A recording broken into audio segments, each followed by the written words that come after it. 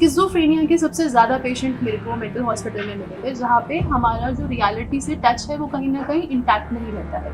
Reality से touch खत्म होगा तो आपने कभी सुना होगा कि मुझे कुछ चीज़ें दिखाई दे रही है जो और किसी को नहीं दिखाई दे रही है, या कानों में कुछ ऐसी आवाज़ें सुनाई दे रही है जो और किसी को नहीं सुनाई दे रही, वो पेशेंट्स होते हैं सारे। फ्रॉम दिस अगर मैं एडल्ट केसेस की बात करूँ तो मेरे पास कंडक्ट डिसऑर्डर के केसेस हैं, डिप्रेशन है, एंग्जाइटी है, मैरिटल इश्यूज़ हैं, फैमिली थेरेपी के केसेस भी आते हैं। एंड अगर हम जेरियाट्रिक की बात करें या ओल्ड एज पॉपुलेशन की बात करें तो वहाँ पे आते हैं सोशल आइसोलेशन, या रिटायरमेंट के बाद how to deal with the retirement आजकल लोगों को नहीं पता है, तो उसकी वजह से भी डिप्रेसिव इश्यूज आ सकते हैं। नमस्कार दर्शकों, मैं दिया शर्मा, स्वागत है आपका एचपीएन न्यूज में। और आज हमारे बीच मौजूद है clinical psychologist doctor Shivani.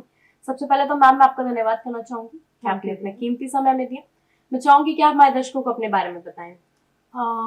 Hello everyone, मेरा नाम शिवानी सिंह है, मैं क्लिनिकल साइकोलॉजिस्ट हूँ। मेरे को इस पूरे फील्ड में 6 इयर्स का एक्सपीरियंस है। मेरा खुद का प्राइवेट क्लिनिक है in new Gandhinagar Ghaziabad. Apart from this मैं ओखला वेलफेयर सोसाइटी के साथ दिल्ली में काम भी करती हूँ with special need education childrens. So ma'am, अभी आप जैसे नॉर्मली हमने देखा है कि इस कैटेगरी में भी काफी सारे डॉक्टर्स हैं। यस, ठीक है। और काफी बार ऐसा होता है कि जो लोग हैं, जो ऑडियंस है हमारी, या जो नॉर्मली पीपल्स हैं, उन्हें पता ही नहीं लगता कि उन्हें कंसल्ट किससे करना है। यस, एक साइकोलॉजिस्ट के पास जाना है, एक क्लिनिकल साइकोलॉजिस्ट के पास जाना है, एक साइकेट्रिस्ट के पास जाना है, क्लिनिकल साइकेट्रिस्ट के पास जाना है। नॉर्मली मैंने बहुत देखा है। तो जनरली इनमें डिफरेंस क्या है? मतलब ये चारों कैटेगरीज बिल्कुल अलग हैं एक दूसरे से, या मतलब कुछ कुछ कॉमन है? अगर हम बात करें तो इंडिया में काउंसलिंग साइकोलॉजिस्ट बनने के लिए graduation followed by masters in psychology आप लोग काउंसलिंग साइकोलॉजिस्ट का डेजिग्नेशन मिलता है। अगर किसी भी इंसान को नॉर्मल इश्यूज है या माइल्ड लेवल की इश्यूज है वो उनको रीच आउट कर सकते हैं। फैमिली में इनकन्वीनियंस है, माइल्ड डिप्रेशन है, माइल्ड एंग्जाइटी है, वो उनको रीच आउट कर सकते हैं। Masters followed by MPhil in clinical psychology, जो हमें डेजिग्नेशन मिलता है वो क्लिनिकल साइकोलॉजिस्ट होता है। क्लिनिकल साइकोलॉजिस्ट सारी एज पॉपुलेशन के साथ काम कर सकते हैं, बच्चों के साथ भी, एडल्ट्स के साथ भी, ओल्ड एज पॉपुलेशन के साथ भी।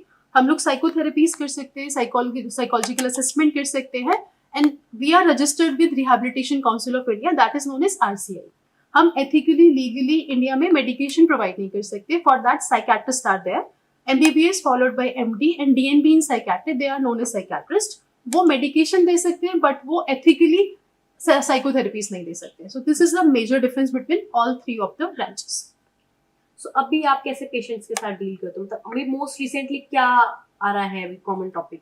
अभी जो मैं चाइल्ड केसेस के साथ डील कर रही हूँ, ADHD बहुत ज्यादा प्रेवलेंट है। आप देखो तो 10 to 15 के बीच में जो मेरे पास अभी करंट पॉपुलेशन है वो 10 to 15 है।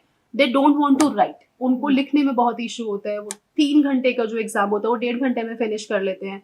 आजकल वो पेरेंट्स से इंटरप्ट करना उन्होंने बहुत स्टार्ट कर दिया है। अपार्ट फ्रॉम दिस डिसओबीडियंस है, पेरेंट्स की बात नहीं मानना, रूल्स को ओबे नहीं करना, क्लास में बैठे हैं तो इजीली डिस्ट्रैक्ट हो जाते हैं, बीच में फिर फ्रीक्वेंट वॉशरूम ब्रेक्स लेते हैं। अपार्ट फ्रॉम दिस ऑटिज्म है, जहाँ पे हमारा जो सोशल कम्युनिकेशन डेफिसिट होता है, वो बच्चे आई कॉन्टैक्ट मेंटेन नहीं कर पाते हैं।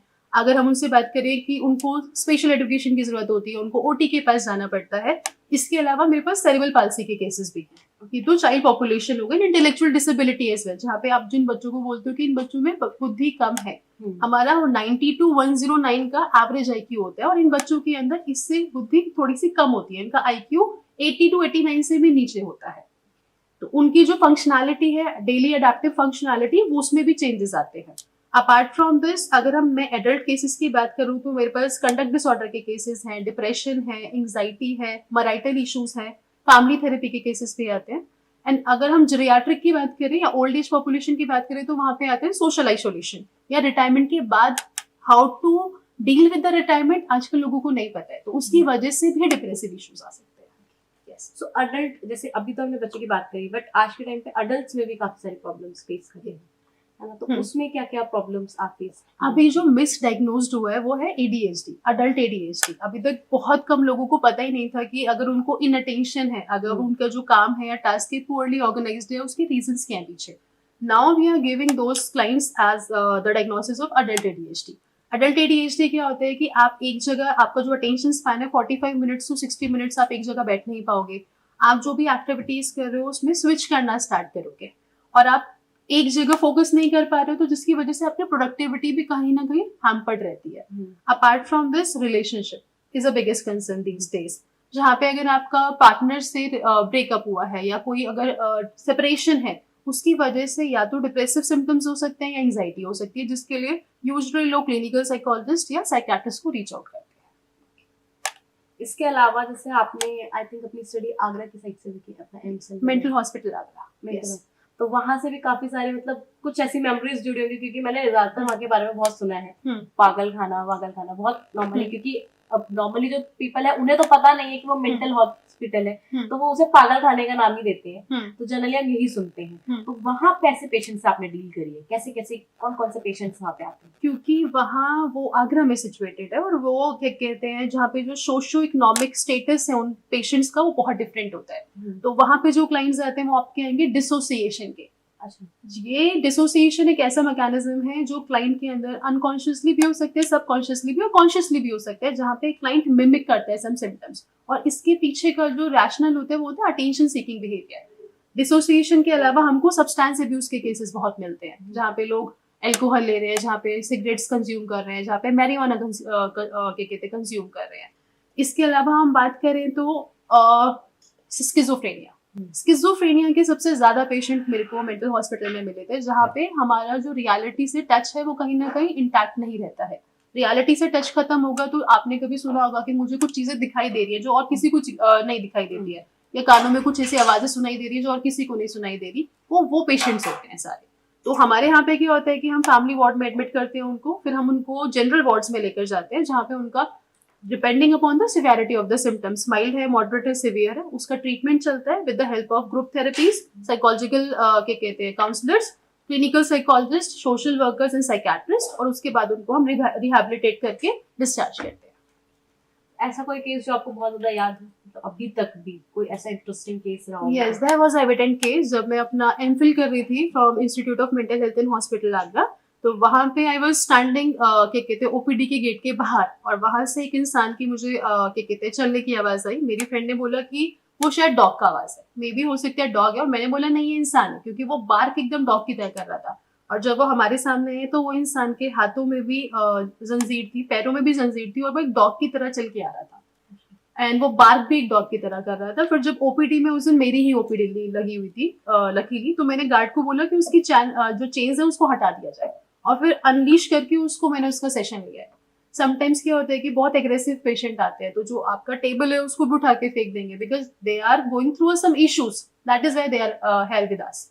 तो स्किज़ोफ्रेनिया हो गया, कभी कभार ये वाले पेशेंट होते हैं जिसको बीपीएडी बोलते हैं, बाइपोलर अफेक्टिव डिसऑर्डर या bipolar affective disorder, that is, जिसमें क्या होता है कि क्लाइंट को बहुत बड़ी बड़ी बातें, सेल्फ एस्टीम इंक्रीज हो जाता है, मैं योगी हूँ, मैं मोदी जी हूँ, मैं दुनिया का भला करना चाहता हूँ, मेरे पास बहुत पैसा है। तो ऐसे वाले पेशेंट के साथ भी, या कभी कभी अगर आप रिलीजियस बैकग्राउंड वाले पेशेंट देखोगे तो बोलेंगे मेरे अंदर माता आ गई है, मैं काली क्या कहते हैं शेरा वाली माता हूँ, मैं दुनिया का भला कर दूंगी, और फिर बाकी लोग उसकी पूजा करना स्टार्ट कर देते हैं। Rather than going for psychiatric medication और साइकोलॉजिकल असेसमेंट, लोग पूजा करते हैं। तो उन केसेस के साथ भी मैंने डील किया है। तो फिर आप किस तरीके से थेरेपीज वगैरह प्रोवाइड कराते हो उन पेशेंट्स को? अगर हमारे पास कोई भी बीपीएडी का पेशेंट आता है, बाइपोलर अफेक्टिव डिसऑर्डर, तो हम आईपीएसआरटी करते हैं, इंटरपर्सनल सोशल रिदम थेरेपी। अगर हमारे पास स्किज़ोफ्रेनिया का पेशेंट आता है तो हम कॉग्निटिव बिहेवियर थेरेपी करते हैं। अगर हमारे पास डिप्रेशन का कोई पेशेंट आता है तो उसके लिए भी हम कॉग्निटिव बिहेवियर थेरेपी करते हैं। और अगर सुसाइडल आइडिएशन का पेशेंट कोई आता है जिसको मन में मरने के विचार आ रहे हैं, जिंदगी में कुछ अच्छा बचा नहीं है, उन पेशेंट्स के लिए हम करते हैं क्राइसिस इंटरवेंशन, कि देन एंड देयर जो आपकी सुसाइडल टेंडेंसी है उसको हम खत्म करें, ताकि हम आपके साथ काम कर पाए। बच्चों के साथ यूजुअली क्या होता है कि हम थेरेपीज में बिहेवियर मॉडिफिकेशन करते हैं, जहाँ पे हमारे पास एडीएचडी है, ऑटिज्म है, हमारे पास कंडक्ट डिसऑर्डर है, टिक डिसऑर्डर है, उन सबके साथ बिहेवियर मॉडिफिकेशन होता है फ्रॉम 0 to 16 अब सीबीटी हो सकता है, आईपीएसआरटी हो सकता है, डीबीटी हो सकता है, साइको एनालिसिस हो सकता है, वो मल्टीपल थेरेपीज उनके लिए होती है। जैसे मैंने नॉर्मली आपने बताया कि मतलब इस तरीके के आपने मेंटल हॉस्पिटल में इस तरीके पेशेंट से डील किया, तो वहाँ पे एक मिथ भी था कि वहाँ पे अक्सर जो लोगों को रखा जाता था तो उन्हें शॉक ट्रीटमेंट दिया जाता था, तो ये रियलिटी में मतलब सच था या मिथ है? अभी भी होता है, बहुत अच्छा। फ्यू सेंटर्स है हमारे इंडिया में जहाँ पे ईसीटी बोलते हैं, इलेक्ट्रोकन्वल्सिव थेरेपी, जो अभी भी सेंटर हमारे मेंटल हॉस्पिटल आगरा में है, और जहाँ पे ट्रीटमेंट रेजिस्टेंट अगर स्किज़ोफ्रेनिया या डिप्रेशन होता है उस केसेस में ईसीटी दी जाती है, सारे केसेस में ईसीटी नहीं दी जाती है। यस।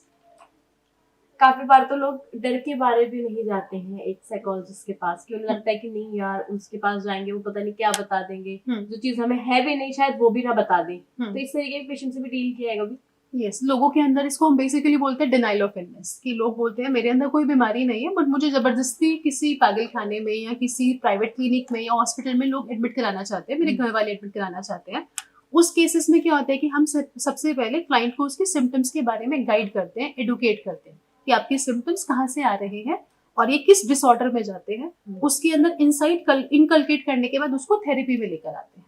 अगर क्लाइंट के अंदर इंसाइट नहीं है तो कोई भी थेरेपी उस पर काम नहीं करेगी, इसलिए सबसे पहले इंसाइट इज इम्पोर्टेंट।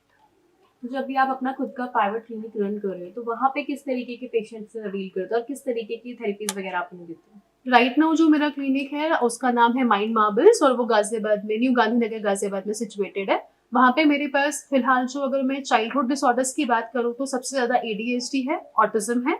अगर मैं अडल्ट की बात करूँ तो उसमें मेरे पास अभी कंडक्ट डिसऑर्डर के केसेस हैं, डिप्रेशन के हैं, एंजाइटी के हैं, and then comes relationship issues.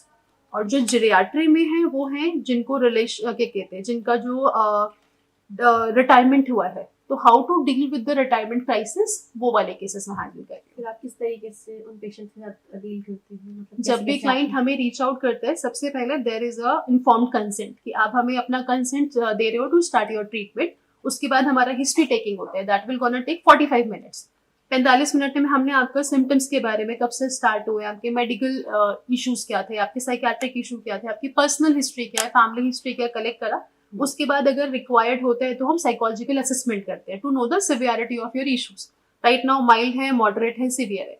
जैसे अगर हम बात करें cognitive behaviour therapy, that is known as CBT, तो CBT में अगर माइल्ड इश्यूज है तो 6 से 8 सेशन रिक्वायर्ड होते हैं, मॉडरेट में 10 से 12 सेशन रिक्वायर्ड होते हैं और सीवियर में 12 से 18 सेशन रिक्वायर्ड होते हैं। तो हम उसके बाद वो इंटरवेंशन देते हैं। तो पहले history taking, psychological assessment and the intervention. तो जो एक्टिविटीज आप मतलब करते हो, एक सिर्फ बात करना होता है, एक टॉक एक्टिविटी होती है, टॉकिंग थेरेपी होती है, इसके अलावा भी और कोई थेरेपी होती है? अगर हम बात करें साइकेट्री में तो there are IPSRT, CBT, DBT, psychoanalysis, there are multiple therapies, but वो डिपेंड करती हैं कि हमारे पास सेट ऑफ सिम्टम्स या डायग्नोसिस या डिसऑर्डर है क्या, उसके हिसाब से चेंज हो जाता है। किसी के साथ एक क्लास मैसेज जो आप हमारी ऑडियंस को आज देना चाहें?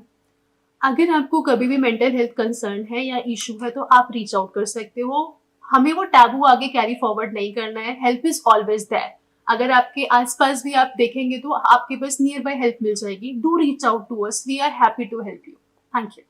Thank you so much ma'am कि आपने अपना कीमती समय में दिया और हमारे दर्शकों को इतने भी किया। वीडियोस देखने के लिए सब्सक्राइब करें HBN न्यूज़, बेल आइकन दबाकर लेटेस्ट नोटिफिकेशन पाएं।